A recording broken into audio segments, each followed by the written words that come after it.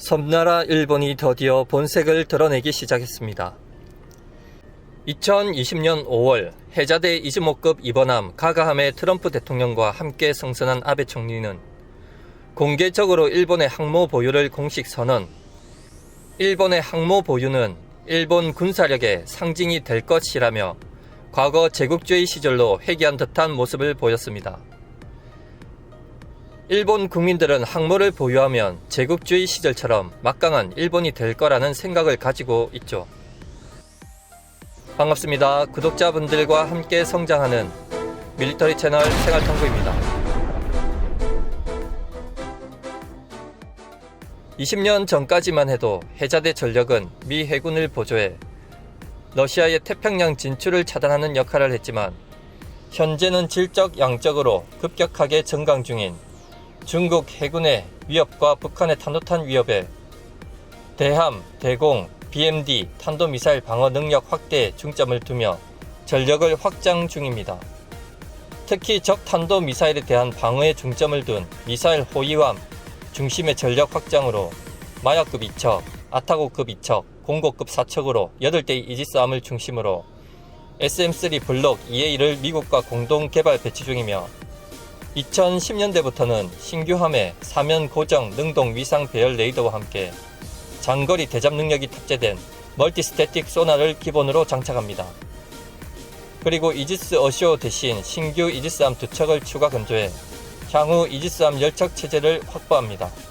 여기에 사정거리 1000에서 2000km급 스탠드오프 대함 대지 미사일을 개발해 장거리 공격 능력도 확보할 예정입니다.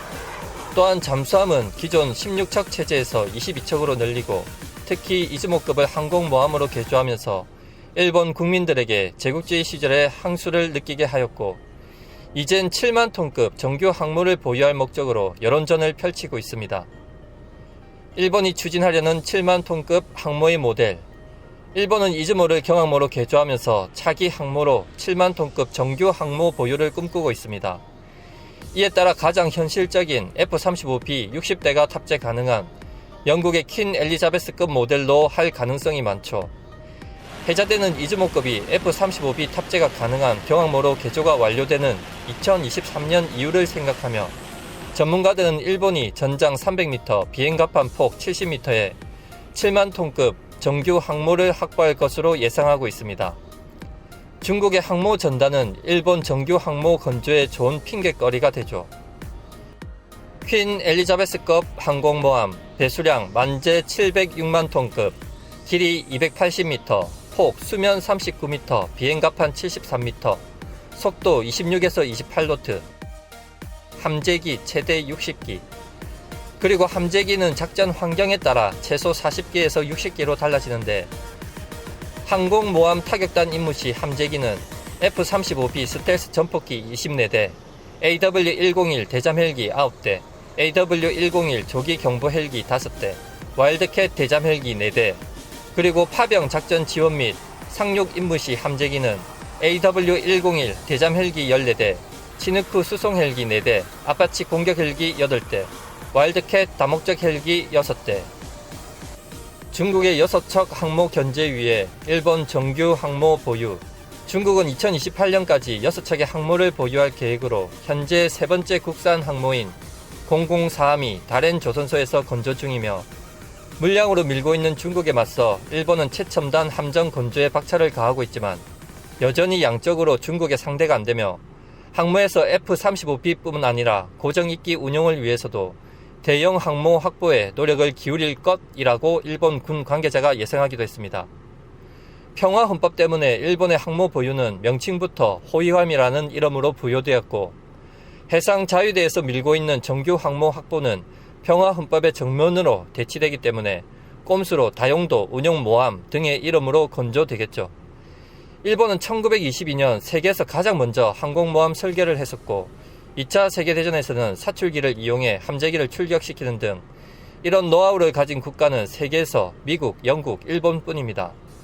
해상자유대와 일부 국회의원들이 밀고 있는 만큼 일본의 7만 톤급 정규 항모 보유와 관련된 공식 문건은 이즈모함 개조가 완료되는 2023년 이후로 등장할 것으로 예상할 수 있겠습니다. 마치며 항공모함 보유에 대한 한국 국방부의 입장입니다. 주변 경쟁국의 항모 보유 움직임에 대한 최소한의 대응이다. 한국은 경항모냐, 중형항모냐, 정규항모냐 필요 없다 등 여러 의견이 있지만 일단 경항모 건조로 결정이 되었고 향후 정규항모로 가는 발판이 될 수도 있다는 가정하에 해군의 임무에 대해서도 다시 한번 생각을 해봐야 되겠습니다. 해군의 주요 임무는 적국 함정들의 위협을 차단하고 우리 영해의 해양 자산을 지키는 것입니다. 7강구, 독도, 원유 수송로 등 한국은 일본과 직접적으로 중복되는 해양 자산을 가진 나라입니다. 당장 2028년 7강구 협정 시한이 끝나면 항모를 보유한 중국, 일본이 어떻게 나올지 뻔합니다. 만일 이 지역 해상 긴장이 고조되거나 분쟁 시 공군 전투기의 군산, 광주 공군기지에서 A330으로 공중 급유를 해도 교전 시 재무장이나 쏘띠의 한계가 발생합니다. 일본은 2023년 이후 분명 차기 항공모함이라는 이름을 내걸고 정규 항모 건조를 공식화할 가능성이 큽니다.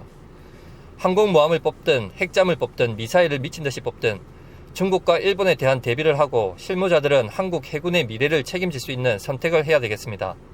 시청해 주셔서 감사합니다. 구독과 좋아요, 알림은 기쁨입니다.